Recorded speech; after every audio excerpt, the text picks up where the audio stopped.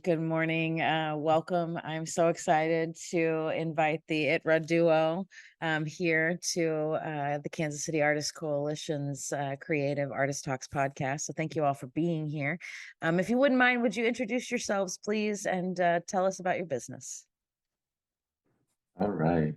Okay, so my name is Rico or Rodrigo Alvarez, and I'm one half of ITRA. Oh, my name is Isaac Tapia. I'm the other half of ITRA, and we've been painting murals ever since 2017. Beautiful. How did y'all meet in the first place? High school. We went to Paseo. I'm 3 years older than Isaac, which he never lets go of, and reminds me constantly that I'm old. But that's where we met. We met in high school, Paseo High School. Fantastic. So, go ahead, Rico or Isaac. Sorry, go ahead.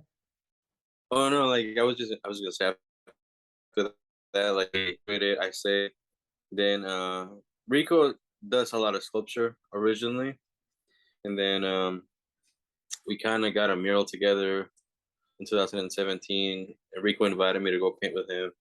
Then after that, that's how we began just murals in general.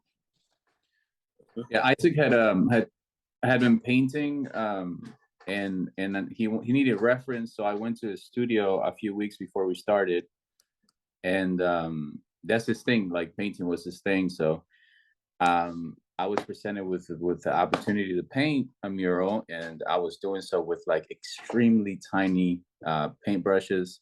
So I called him up because I was really frustrated, and so I asked him to help me, and asked him if he would join me. And yeah, that was 2017. It's been, I don't know, 5 years, a little bit over 5 years, and we've got almost 60 murals together now, I think. That's truly incredible. That's a lot of work in 5 years. So Rico, you said you started out as a sculptor and then you wound up painting. So tell me about that transition. Well, I think like every other artist, you kind of go through like the motions of, or like, you know, like painting 101, drawing 101, and then you just kind of keep exploring. And I was lucky enough to like have equipment at Paseo to explore sculpture, and I fell in love with metal sculpture. It was a lot more hands-on, I felt, and I really like exploring the three-dimensional aspect of art. So yeah, and then, you know, I think we all can do anything we set our minds to. So I'm a few steps behind on the two-dimensional realm, I felt, for a while. But now I'm lucky to have been selected to Sculpture Call out in Iola, which is the same place that Isaac and I had the opportunity to travel for our mural work for the first time. So I'm going back there with a sculpture, hopefully in the next month or so. Congratulations. That's tremendous. That's amazing. Yeah. I hope you're very proud. I'm excited. Yes. Absolutely. So Isaac, I being the younger generation of this duo, how you started as a painter and you've continued painting. I presume you didn't start painting murals. So tell me about your journey as a painter. Yeah, so I started painting as a sophomore in high school, actually. Like Rico said, because we went to an art school, we both had I don't know, we were really exposed to the arts. There was ceramics, sculpture, photography, all these other things, but I kind of gravitated towards painting, and that's where I had my teacher Jessica Manco teaching me, and I feel like I learned so much from her. And from there, I mean, I went to the Art Institute for 2 years. Definitely was not for me, but it was a good experience. Then I just continued painting after that. I mean, I had a regular job, I guess, and then we got together. But my mediums are usually oils and watercolors. Oils, watercolor, gouache. Those are my favorite mediums that I use all the time. So how did you two get Hello? into the, oh, I can hear you. Can you hear me? Okay. That's all right. There's a little bit of a delay, but how did the two of you wind up painting murals then? So Rico, you said that you were painting a mural and you were working with very tiny brushes and you asked for Isaac's help. Is that how you decided that you two would be a good team, or what was that process like? Yeah, I mean, he made it more difficult. Excuse me. He made it more difficult for me because he showed up with spray cans. And so now I'm like, okay, not only am I using the wrong tool, this guy's introducing like spray cans, and I've never sprayed in my life. So yeah, then from there on, we kind of, they really liked the first mural we did, and we were invited to come back and do a second one in one of their playgrounds. The first school that we worked with was Richardson Early Learning Center on 31st and Woodland, I believe. Okay. But don't quote me on that. I can't remember exactly, but they wanted a second mural, and they brought us back to do their playground, which was a much larger mural. And then for there, like, we just kept the ball rolling. And it was basically being a sales representative for ourselves, I think. Yep. Because we went door to door, knocking on every single door that we could, every business, and we basically were like, "Do you want a mural? Your wall looks really nice. It would look even nicer with a mural." I like your walls. I feel like that's the sexiest non-sexy shirt you could make. Just walk around. I like your walls. Yeah, just one smear across the chest, you know. I think this is, I mean, people, you know, we're in 2022, and I think a lot of people, especially artists, have been misled to believe that that kind of on the ground, you know, feet down in the community efforts don't necessarily work anymore, or that's not the way to get people's attention. You know, you spend the time and the money on marketing, blah blah blah, but y'all just went door to door and you were like, we are open for business, who wants it? And that's how you grew your business. Yep. Yeah, I think that's amazing. I feel like we also ate a lot, which, like, everywhere we went, we kind of started with like trying people's foods and kind of like scouting the area and each neighborhood we went to. But a large part of what Isaac and I do is actually eating. So pretty soon we're gonna have probably a YouTube channel on like trying like Kansas City gems.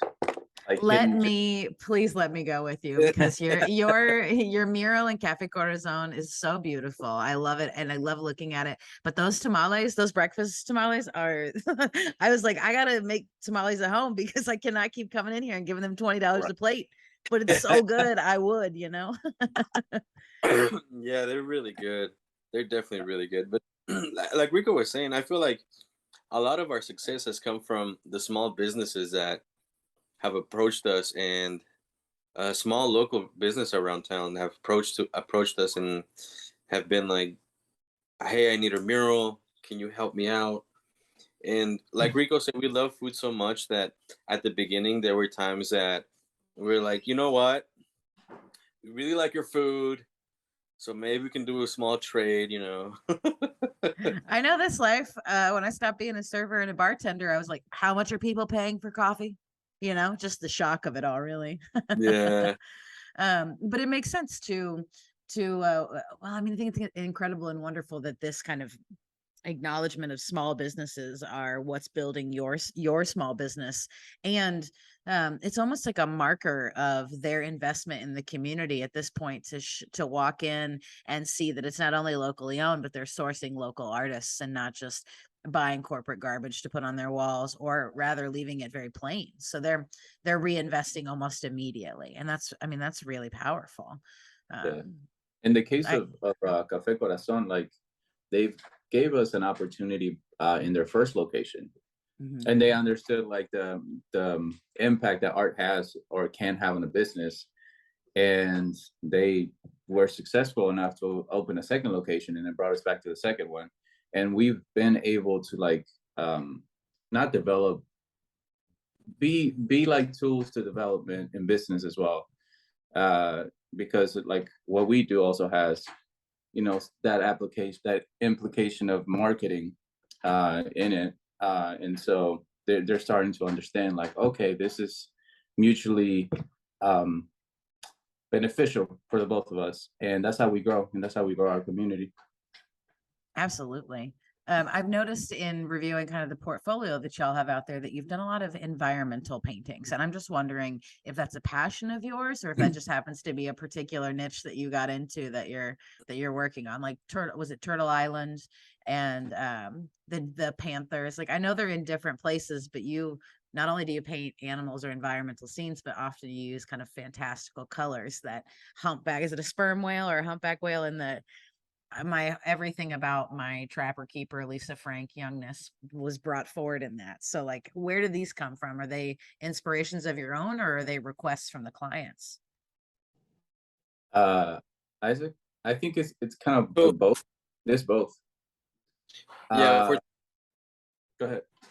For Turtle, them giving us a theme. It's originally a seafood restaurant that opened up, bar and restaurant, and then they gave the theme coast to coast, and we were thinking coast to coast, what's coast to coast, what can we do with coast to coast kind of thing.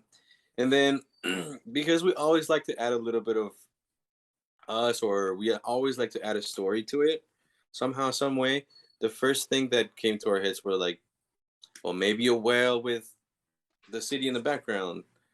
But then the whole thing of Turtle Island came to mind, and that's what we went with, the whole indigenous story of how North America was formed and how a turtle is carrying North America.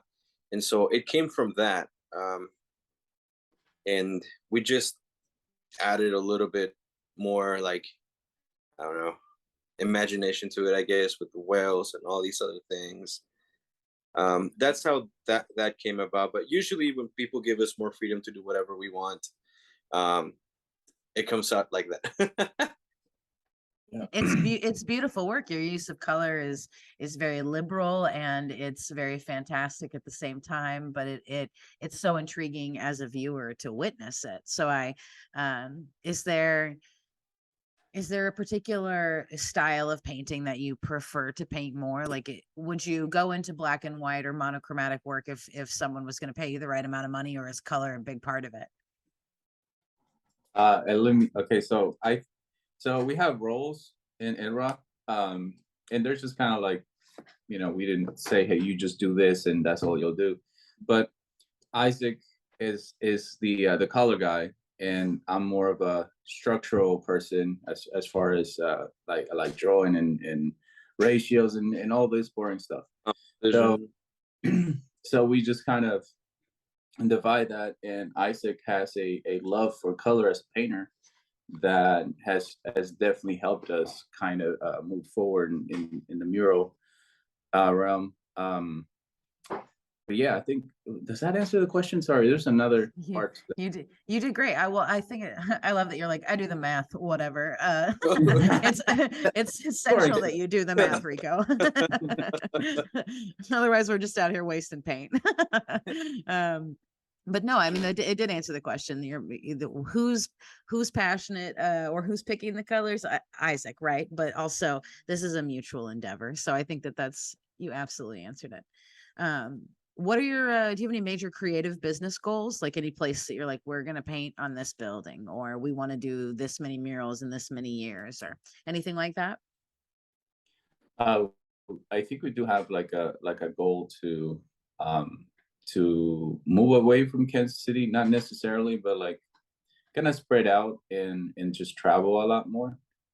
I know that at one point I want to move to Puerto Rico for a little bit, and maybe, you know, we expand. We just, you know, I'll call Isaac up and say, hey, I found a mural fly over. Yeah, Let's go. because definitely, a lot of people have been saying, so if you guys move away, will it be, is it over? Like you guys are just, and it's not for us. It's never, it's over. It's more of like, that means expansion to us. That means we get to travel more. That means I get to go visit, I don't know, Puerto Rico, because Rico's over there painting a mural. So I feel like it's more of an expansion thing. We definitely want to start traveling more, painting murals. And then we started traveling a little bit more last year, coming onto this year, and it's been such an amazing experience to meet a lot more people. Like we went to Wisconsin, Iowa, Vegas, a lot of small towns in Kansas. We're going to Springfield. That's what I was going to say. You're painting in the Mid by Midwest Fest. So tell me about that. That's part of this goal. Is that right? Do you know what you're working on yet? Do you get to plan that out? How does that go? So Isaac worked on a design. I don't know how much of that I can say. You wanna answer that? What are the contents of it? Well, the content it's more representative of who we are, what we designed for it, and like for example, Rico comes from Uruguay. I'm from Mexico City. My family's from Oaxaca, but at the same time, if we go, like Rico has talked to me before, like if I go to Uruguay, I'm considered one of the most indigenous people ever. For me, like I'm one of the most indigenous people ever if I go to Mexico City or Oaxaca. And so kind of combining all of those things together into one piece, I guess, but making it more of like, this is how we dress now, and this is who we are now, kind of thing, I guess. Do you feel like you're almost taking it back in a way, like infiltrating and being like, these are the stories that were told originally or should be told in case you hadn't heard? Does that play a role in your work? Definitely. Yeah. I think we're I don't want to speak for Isaac, but I feel like as immigrants, as Latino men, we're somewhat, especially in the last few years, we're kind of like alienated from like society in a way that we're just viewed as criminals, or there's an undertone of criminality to our existence even. And we just want to break that. We just want to break that mold and just show that, hey, we're not out here, we're evil, we're just out here trying to better our community. We're trying to just grow and keep getting better. And yeah. Absolutely. Reveal your humanity through your art. I think that's a very human aspiration. And one, I wish it wasn't so hard in this country to illustrate, but also you're doing a really incredible job of doing just such a thing.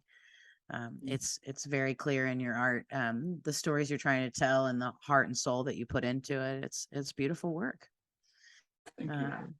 Yeah, I absolutely wish you both the best of luck on all of your endeavors. And I'm really appreciative of you sitting in with me today and doing this interview. So thank you. Is there anything else you wanted to mention coming up before we log off today? Rico has a show coming up over at the Entrepreneur House, I think in January. Congratulations. Okay, Rico, what's the deets? So that one revolves. It's also a sculpture. We are touching on mental health, and I know that COVID has done like a horrible number on all of us, regardless of gender, of excuse me, regardless of who we are. And but I wanted to touch a little bit more about how men do not speak about that, mental hurdles and suicide is such a men thing. So not necessarily like it's only men, but a large amount of men kind of contemplate that end. and that's due to not be able to have an outlet to talk about it. And we're just like more emotionally like restrictive to ourselves, and more often than not, we get depressed. We end up, looking at life so negatively that we just find that not being alive is is better than the opposite, and than living and experiencing and keep going. So I don't know, that the sculpture that I'm working with, Clarissa Knighton, and both her and I are really into the mental health issue that a lot of people don't talk about, and even myself for a long time I didn't. And Clarissa was definitely an instrument to opening those doors for me. And for Mental Health Awareness Month, we're trying to do a sculpture that kind of revolves around that issue. Excellent. I think that's a tremendous ambition and entirely important. September is Suicide Awareness Month. We're the weekend that you're painting at MidxMidwst, September 10th and 11th, we're hosting a Words Save Lives event here that was started in Lawrence about 10 years ago. But very much in line with, I think, the work we're almost obligated to do. Like, if you struggle with mental health issues in any way, you have to bring it forward in your art, because you're keeping yourself alive through this process, but you're also you're doing the thing that art does, which is communicating about a subject that perhaps is stigmatized and silenced. So that's tremendous, and I look forward to seeing your work in January. So we'll make sure to get the word out on that. Thank you for leaning into that. It's very vulnerable and wildly uncomfortable, and you're right, specifically with men, that conversation is not had nearly enough. So I really appreciate you being willing to lean into that. Thank you. Yeah, absolutely. Guys, it was great to talk to you today. Thank you for getting up early and hanging out with me. I really appreciate it, and I really wish you the best in your mural painting at MidxMidwst next weekend. Thank you so much. Yeah, I'll talk to you guys again soon. Shout outs. Can we give shout outs? Yeah, absolutely. Let's do it. Shout outs for sure. This is, radio in the late 90s. Do you remember that shit? My friends, they're on the phone right now. Shout out to my dog. Yeah. Well, your dog did make his introduction already. So Yeah. who do you want to give shout outs to? I said go. You go first. Oh, there you go. Meg, for inviting us over to Springfield, making this happen. We met her while we were painting over in Plaza, and thank you for inviting us. Absolutely. Rico, what about you? Interurban Our House, that's always been there for us since day one, or day two maybe, but from the beginning they've been pushing us and helping us and have held our hands for a long time. Thank you. Absolutely. Nicole and Angie and Wolf are good people, so I'm grateful that y'all are working with them. I know. Whoop, whoop. Go in Urban Art House, y'all.